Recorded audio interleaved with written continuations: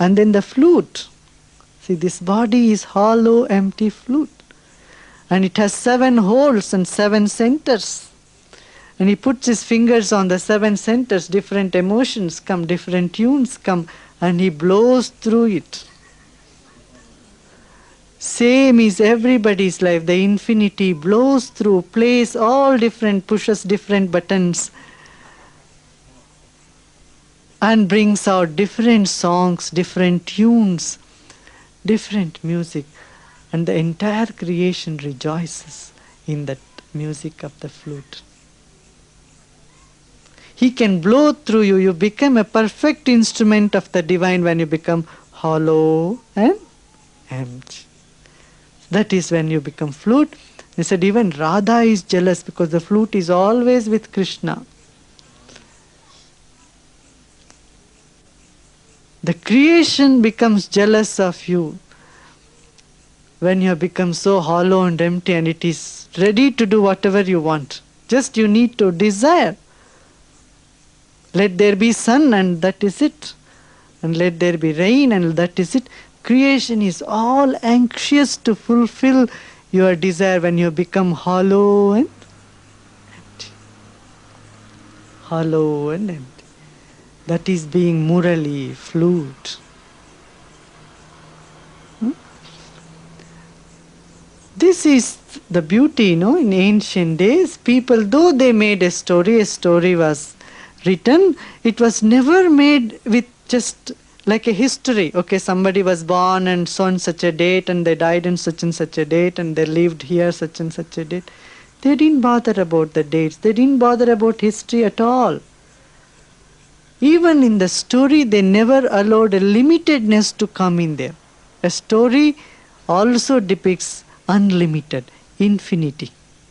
An event also depicts infinity. So then that story goes beyond time. It becomes timeless, ageless. That symbol goes ageless. For any age, any time, you can see that, interpret that.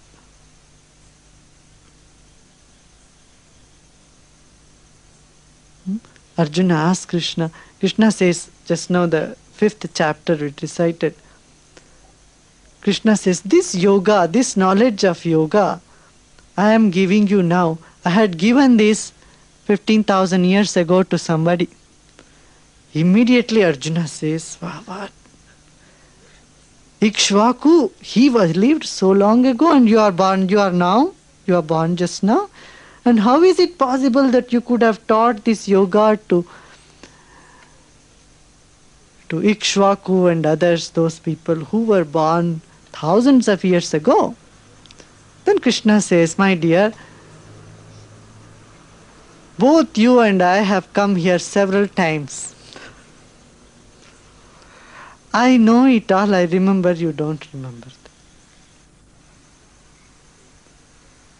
And he promises, he says, the promise in Gita is, I will come again and again when time is needed. In the time cycle, when people forget yoga, when people forget this knowledge, when people forget how to go into themselves, how to become hollow and empty, how to get into the source of the being, I'll come again and again and revive this knowledge. Again and again I'll come and revive, and all the fortunate will get the knowledge. So it's not that once I was there and that's it, finished. But I am eternal continuum in consciousness.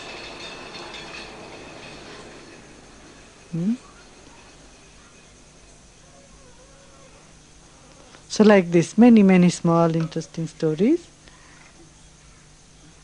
It charms the mind, charms the intellect, feeling, emotions, body, everything, the entire, all levels of existence are nourished by this.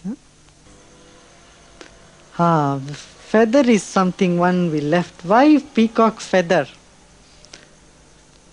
Krishna had a peacock feather. A crown is never light. Crown means heavily bogged down, responsibility. Crown means what? The entire state is on the head. A person cannot sleep. He is responsible for anything, everything happening anywhere in the country. That is what a crown is. But if the crown is made up of peacock feather, crown is never colorful, you know. Our past Prime Minister, what's his name, Chandrasekhar, he was craving to become Prime Minister for past 20 years. Finally he became, and he says, oh, there is no charm in this. Thought it is a very big charm, but he says that it doesn't interest me, it's no charm. That is what everybody feels. Everybody has undergone this. All you ask anybody who has been in power. It is not colorful. Others may feel it, oh, nice crown, but for them it is a big heavy load on their head. All kings are miserable. I remember once Maharshi was sitting and there were so many people, everything, and some Swedish television people came. And these people asked Maharshi, what is it Maharshi, you are sitting like a king and there are flowers around you, all these people and all these things.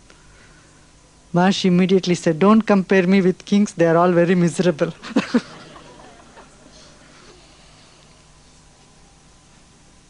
That is true, all kings are very miserable. They are not colorful, there is nothing colorful there. But the peacock feather, you see how many colors are in. Golden and brown and blue and green and all beautiful colors. The crown is colorful, at the same time is light, is made up of feather, peacock feather, as light as a feather.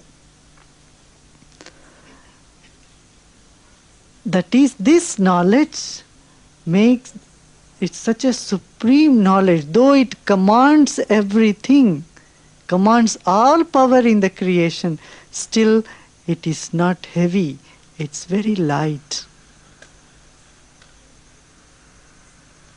It's so beautiful, it's blissful. That's what the peacock feather depicts. Very nice.